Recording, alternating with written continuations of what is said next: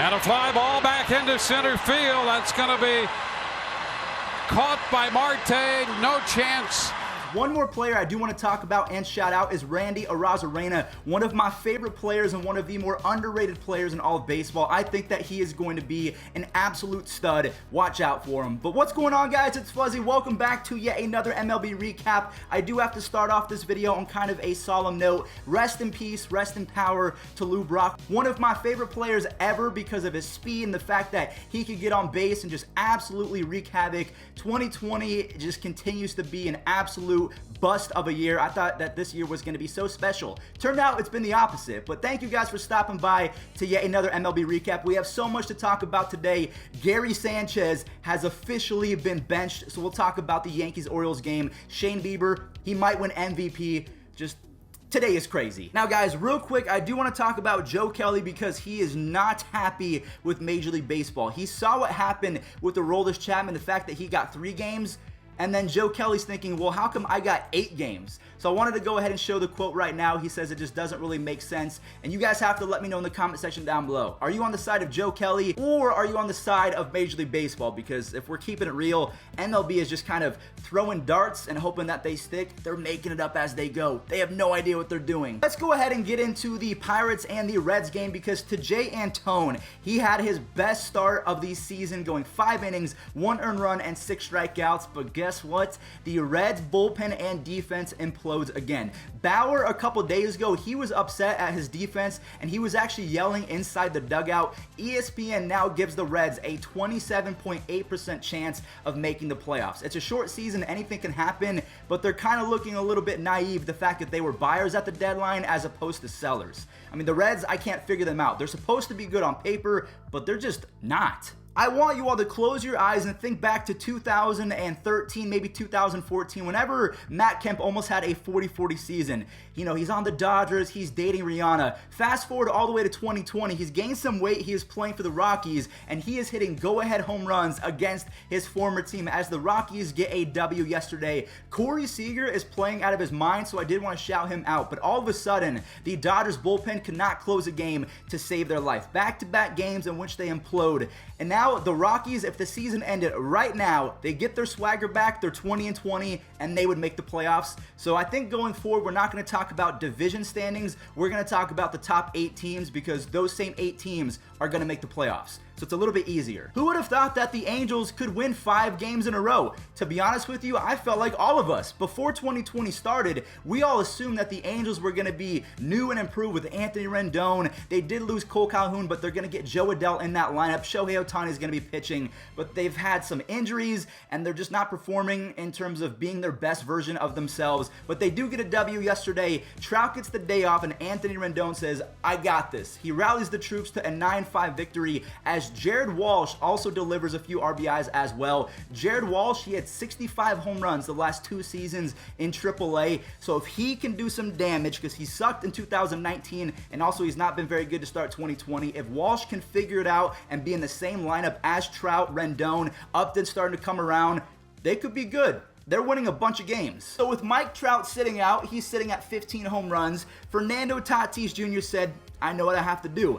He had 14 home runs, and he decided to go ahead and take advantage of Trout's off day by bashing his 15th home run of the season as Hosmer and Machado, they kept it close. And then Cronenworth, Jake Cronenworth, that is, the favorite to win Rookie of the Year, put some respect on his name. Both him and Fernando Tatis, they finish it in a 5-3 victory as the A's and the Astros are both now 4-6 in their last 10 games. I think the winning streaks that they went on are starting to show some wear and tear. Now, it comes a couple weeks after, but this could spell some bad news if you're an A's fan or if you're an Astros fan. I still think that they're going to be fine, but they're not playing great baseball. You know who's playing great baseball right now and who has been for the entire season? Shane freaking Bieber, or as the Mets called him, Justin Bieber. Justin Bieber started for the Indians today, trying to go 7-0. He went 5 innings, gave up a run on 5 hits, struck out 10, lowered his ERA to 1.25.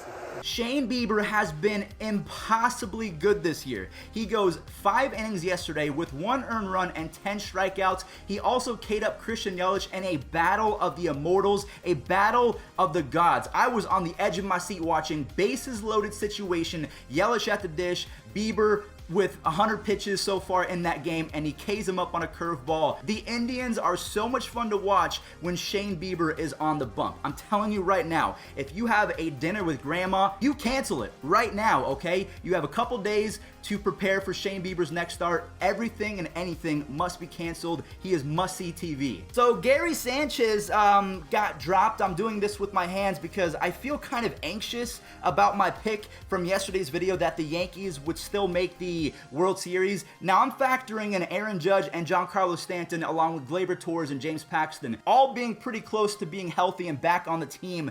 But the Yankees dropped their series versus the Orioles. They lose their third game in a row as Dean Kremer, a UNLV product, you guys know I went to UNLV, he shoved it in his debut. 6 innings, 1 earned run, 7 strikeouts. I mean, he reminded me of Deivi Garcia a couple days ago where he took a no-hitter into the 5th or the 6th inning. I gotta give credit to the Orioles. I would say that the Orioles are more of a surprise than what the Yankees are doing right now, because the Yankees, they have a AAA roster at this point, so I can't really fault them. I think the Yankees are gonna be fine. And again, Boone says he's excited because Judge and Stanton are almost ready to come back. So put that into perspective. All right, guys, so before we get into the final games from yesterday, there's about 4 or 5 left of them. We're going to go ahead and roll the web gems. Jose Ramirez, rookie sensation, Jazz Chisholm, and Andrelton Simmons. This was fun. To third. It'll be a tough play for Ramirez. He gets the throw away and one. Ball and no strikes. And this into center. Jazz Chisholm makes the play. What a grab by Jazz. Just kind of floating out into center field and then reaching out and hanging out. Popped up left side, not very deep. Simmons going out, Upton coming in. Upton. And Wow. Simmons makes a terrific play. Hopefully you guys enjoyed those web gems. We're going to talk about the White Sox right now because they are playing at levels that are over 9,000. If you guys don't know, that's a Dragon Ball Z reference. Edwin Encarnacion homers twice and drives in 4 as Yasmani Grandal adds in 2 more and an easy 8-2 victory. I would say the biggest story for the White Sox so far this year hasn't been Luis Robert. I think we all expected him to be great, but Dallas Keuchel is pitching almost like Shane Bieber-esque. Not with the strikeouts per se, but he has a 2.19 ERA. He's 6-2 on the season. Either way, offensively or their starting pitchers with Lucas Giolito and Dallas Keuchel.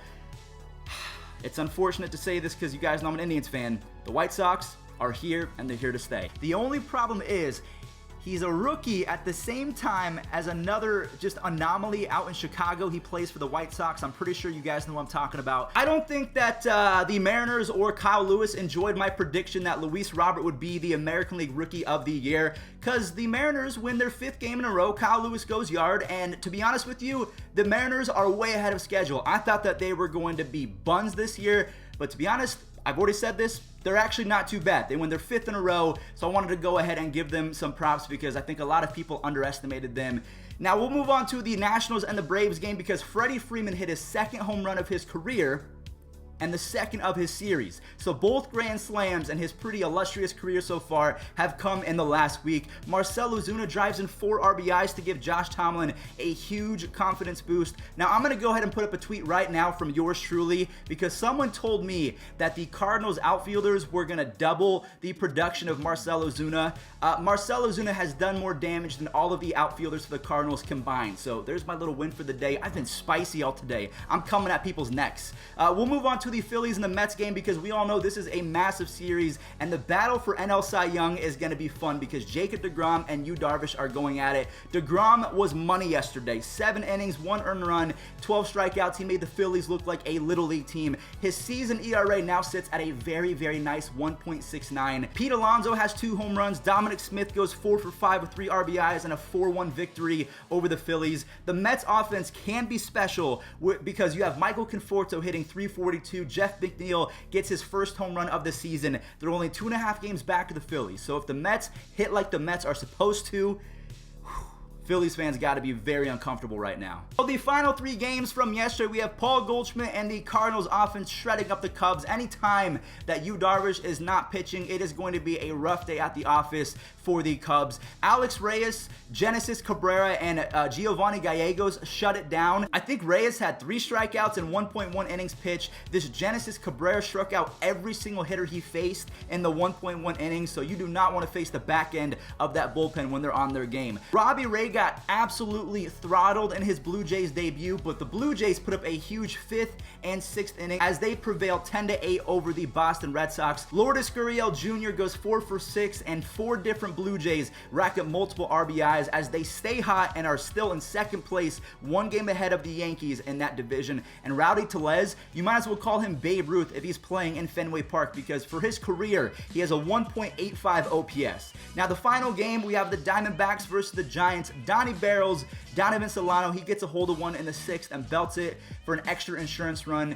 And the 2 keys for that game, Johnny Cueto looked great, tossing 5 2/3 innings, 2 earned runs, 7 strikeouts. And oh yeah, Austin Slater, who was about to have one of the best months in August, he went down with an injury. He's back. He's back and he collects 2 hits. So if you need someone to propel you into the playoffs for this next coming week or 2 weeks, Austin Slater has been playing out of his mind. Go pick him up right now. All right, everyone. Well, that is going to do it for today's MLB recap. I hope that you did enjoy. If you did, do not forget to leave a like and subscribe. Follow me on all of my social medias, Twitter, Instagram, TikTok, even Twitch. It's all at Fuzzy from YT. Stay safe out there and enjoy this day in MLB history. There goes number 61. Is it there? Yes! And McGuire is alone with Roger Maris.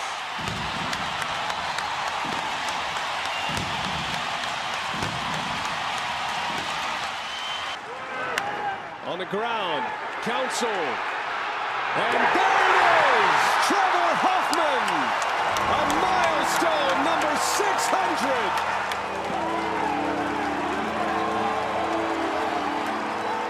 And you want to know what kind of presence he is?